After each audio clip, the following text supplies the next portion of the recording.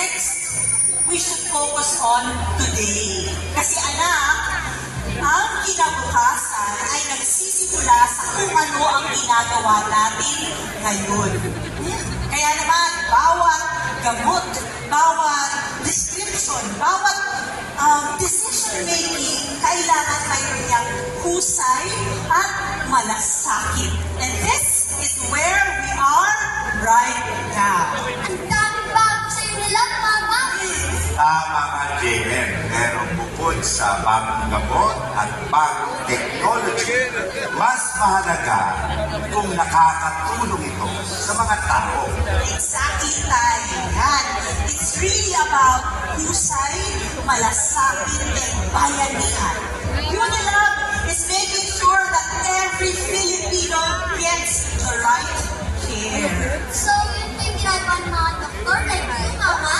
Yes, JM. Every doctor, every nurse, every pharmacist, bawat treatment, bawat prescription, bawat check-up, lahat ng yan dapat merong husay.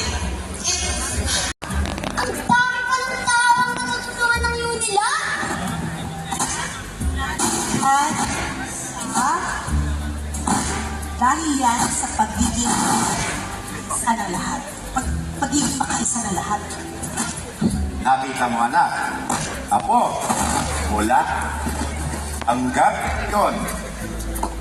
Mula noon, ito pa rin ang diwa ng bayanihan para sa mga doktor at sa lahat ng may malasakit sa kalusugan ng tao. Ang galing! Pero Lolo, Mama, ano na kaya ang Unilab 80 years from now? Ang layo naman ang naisip mo, 80 years from now. O sige, more breakthroughs, more medicines, more communities help. But one thing will never change. Mananatili pa rin ang husay, ang malasakit, at ang bayanihan. Pangangalagang hindi lang basta gamot, kundi alaga de kalidad. Oh. Lolo, Mama, I want to be a part of that.